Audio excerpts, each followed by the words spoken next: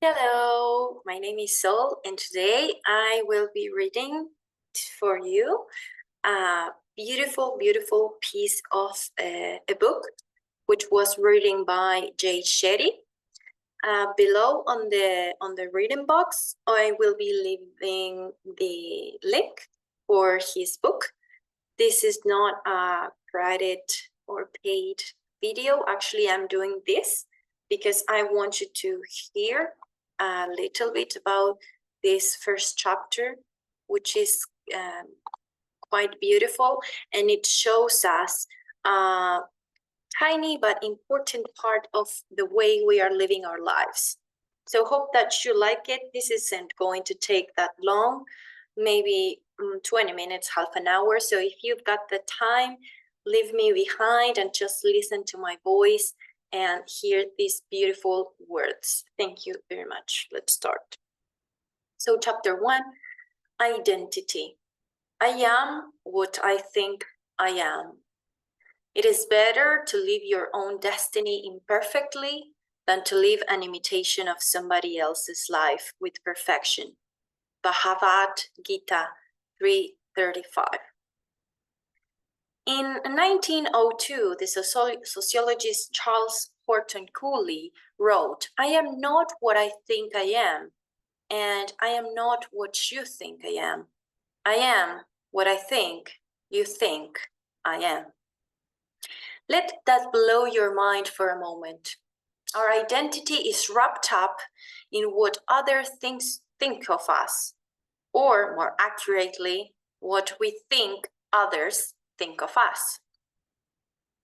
Not only in our self-image tied up in how we think others see us, but most of our efforts at self-improvement are really just us trying to meet that image ideal. If we think someone we admire sees wealth as success, then we chase wealth to impress that person. If we imagine that a friend is judging our looks, we tailor our appearance in response. The world's only triple Best Actor Oscar winner, Daniel Day-Lewis, has acted in just 6 films since 1998. He prepares for each role extensively, immersing himself completely in his character. For the role of Bill the Butcher in Martin Scorsese's Gangs of New York, he trained as a butcher, spoke with a thick Irish accent on and off the set, and hired a circus performers to teach him how to throw knives. And that's only the beginning.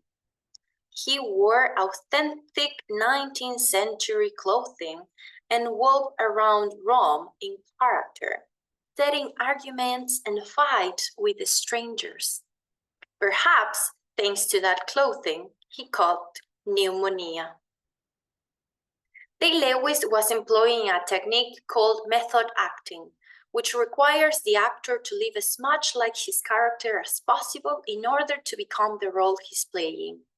This is an incredible skill and art, but often method actors become so absorbed in their characters that the role takes on life beyond the stage or screen. I will admit that I went mad, totally mad, Day-Lewis say to The Independent years later, admitting the role was not so good for my physical or mental health. Unconsciously, we are all method acting to some degree. We have personas we play online, at work, with friends, and at home. These different personas have their benefits. They enable us to make the money that pays our bills.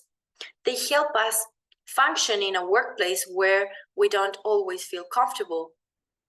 They let us maintain relationship with people we don't really like, but we need to interact with.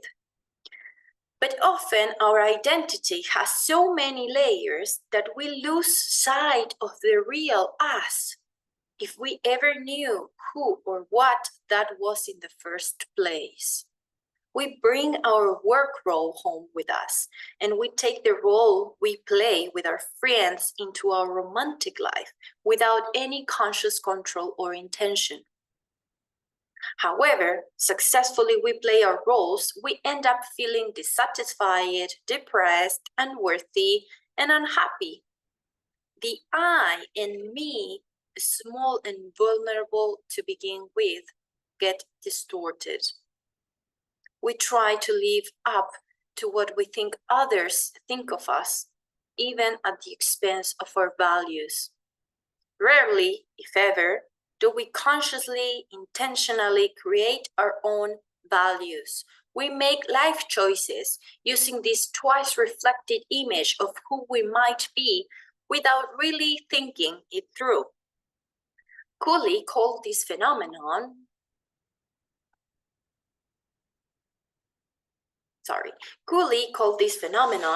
the looking glass self. We live in a perception of ourselves, and we've lost our real selves as a result. How can we recognize who we are and what makes us happy when we are chasing the distorted reflection of someone else's dreams? You might think that the hard part about becoming a monk is letting go of the fun stuff. Partying, sex, watching TV, owning things, sleeping in an actual bed. Okay, the bed part was pretty rough. But before I took that step, there was a bigger hurdle I had to overcome: breaking my career choice to my parents. By the time I was wrapping up my final year of college, I had decided what path I wanted to take. I told my parents I will be turning down the job offers that had come my way. I always joke that as far as my parents were concerned, I had 3 career options: doctor, lawyer, or failure. There's no better way to tell your parents that everything they did for you was a waste than to become a monk. Like all parents, mine had dreams for me, but at least I had eased them into the idea that I might become a monk. Every year since then, I was 18, I had spent part of the summer interning at a finance job in London and a part of the year training at the ashram in Mumbai. But by the time I made my decision, my mother's first concern was the same as any mother's: my well-being. Will I have health care? Was seeking enlightenment just a fancy way of saying sitting around all day? Even more challenging for my mother was that we were surrounded by friends and family who shared the doctor, lawyer, failure definition of success. Word spread that I was making this radical move, and her friends started saying, "But you have invested so much in his education. He's brainwashed. He's going to waste his life." My friends too thought I was failing in life.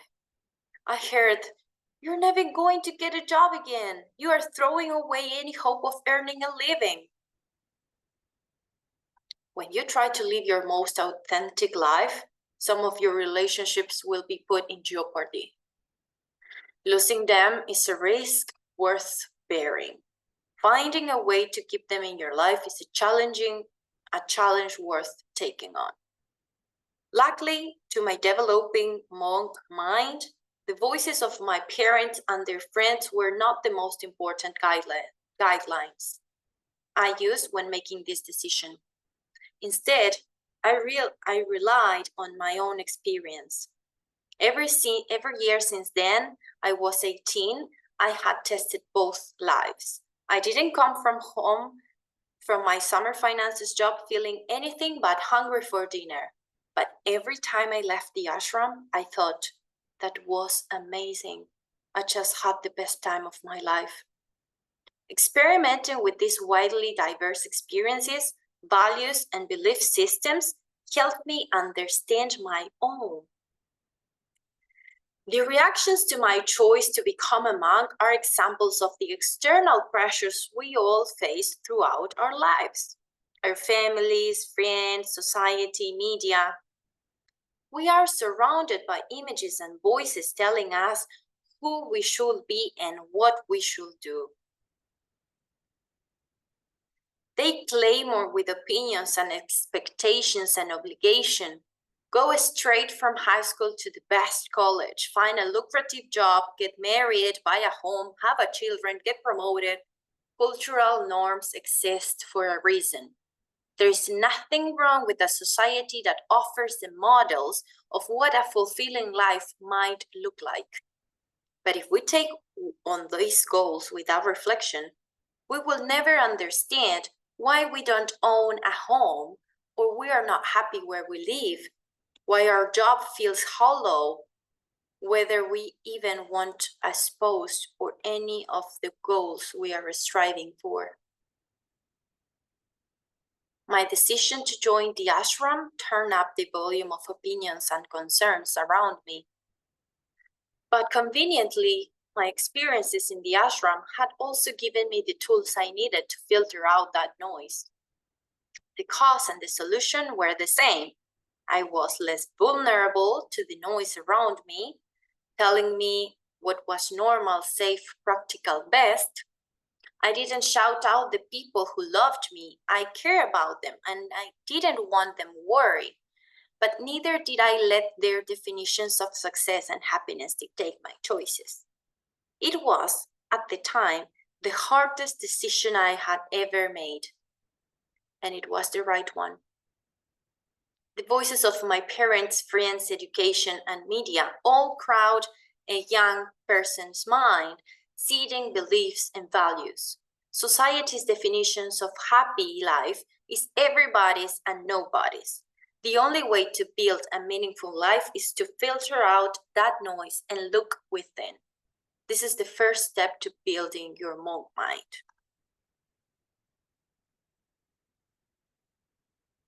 We will start this journey the way monks do, by clearing away distractions.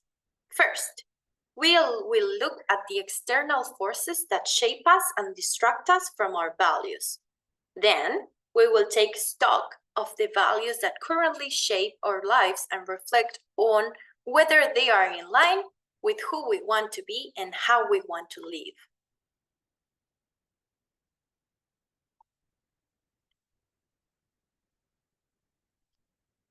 Where values come from? Our values don't come to us in our sleep. We don't think them through consciously. Rarely do we even put them into words, but they exist nonetheless. Everyone is born into a certain set of circumstances, and our values are defined by what we experience. We were born into hardship or luxury. Where did we receive praise? Parents and caregivers are often our loudest fans and critics.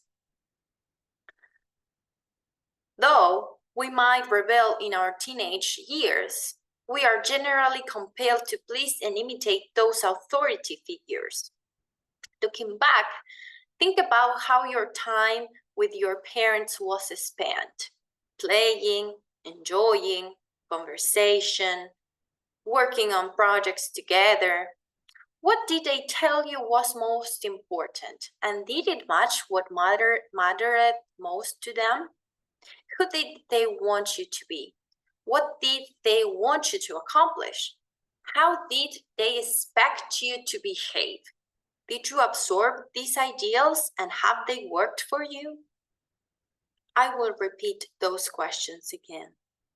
Looking back, think about how your time with your parents was spent. Playing, enjoying conversations together, working on projects. What did they tell you was the most important? Did it match what mattered most to them? Who they want you to be? What did they want you to accomplish?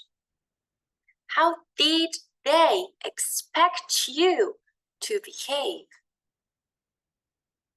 Did you absorb these ideals?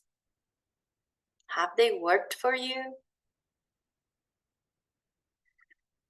You can think about that. It's not necessary you respond to all together now. This is made just to open up ourselves and try to be as much as transparent and sincere we can with ourselves. I will finish with the last paragraph. From the start, our educations are another powerful influence. The subjects that are taught, the cultural angle from which they are taught, the way we are expected to learn. A fact-driven curriculum doesn't encourage creativity. A narrow cultural approach doesn't foster tolerance for people from different backgrounds and places. And there are a few opportunities to immerse ourselves in our passions, even if we know them from an early age. This is not to say that school doesn't prepare us for life, and there are many different educational models out there, some of which are less restrictive. But it's worth taking a step back to consider whether the values you carried from school feel right to you. Thank you very much for being there. Hope that you'll really like this section that I have just highlight to share with people. And I hope that you could get to a reflection today. See you soon. Bye.